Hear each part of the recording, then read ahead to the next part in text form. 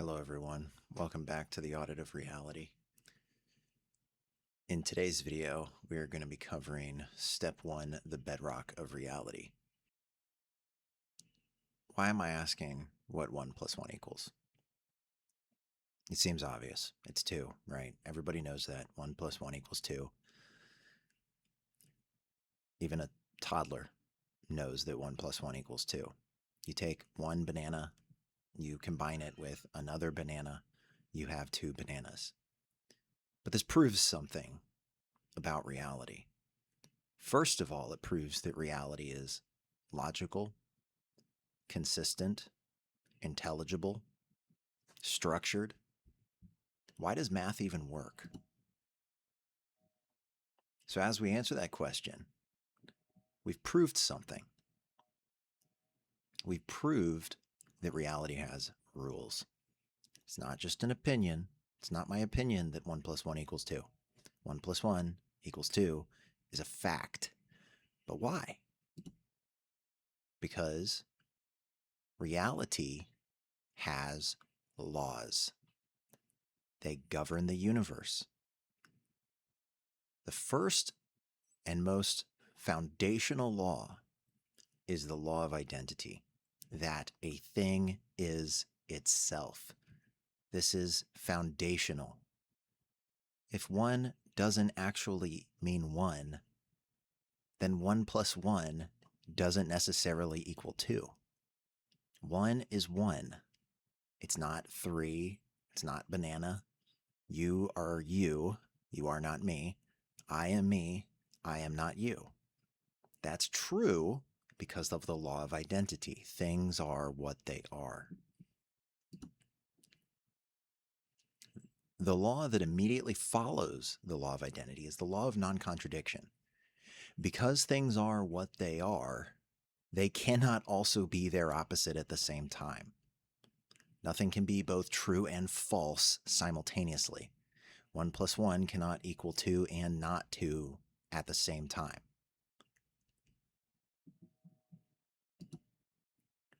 The law that follows from this is the law of the excluded middle. In reality, something either is or it is not. I'm not saying that there's not a spectrum of things. Obviously, temperature is a spectrum. But in any given location, at any given point, in any given time, the temperature is what it is. It cannot be both 97 degrees Fahrenheit and 32 degrees Fahrenheit outside your house at the same exact time in the same exact place.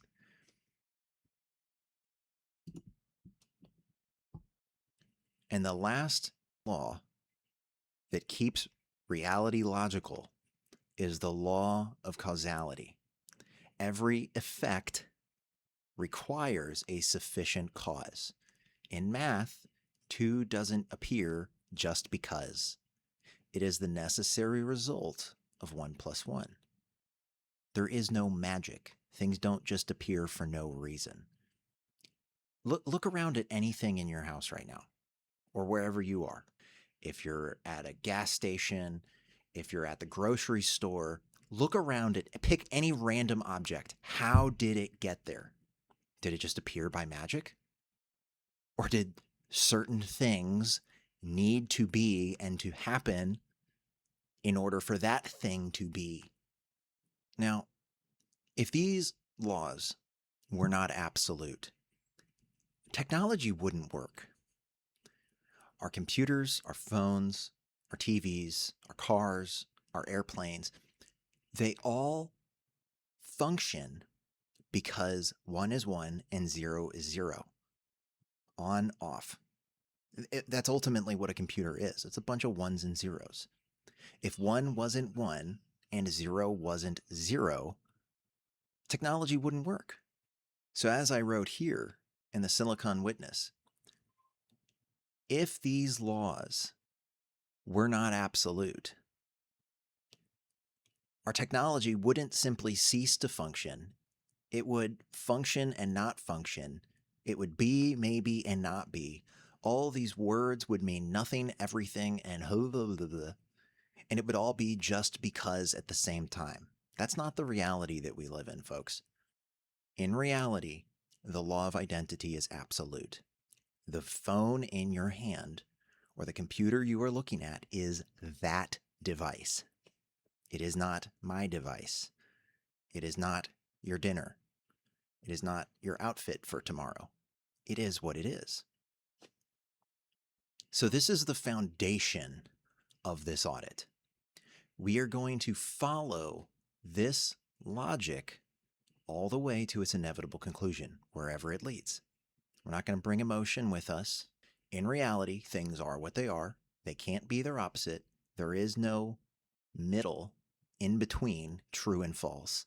And everything that comes into being requires a sufficient cause. If you accept that, we can proceed to step 2. If not, there's an objection section. I go through some of the most steel men arguments to the best of my ability against this conclusion.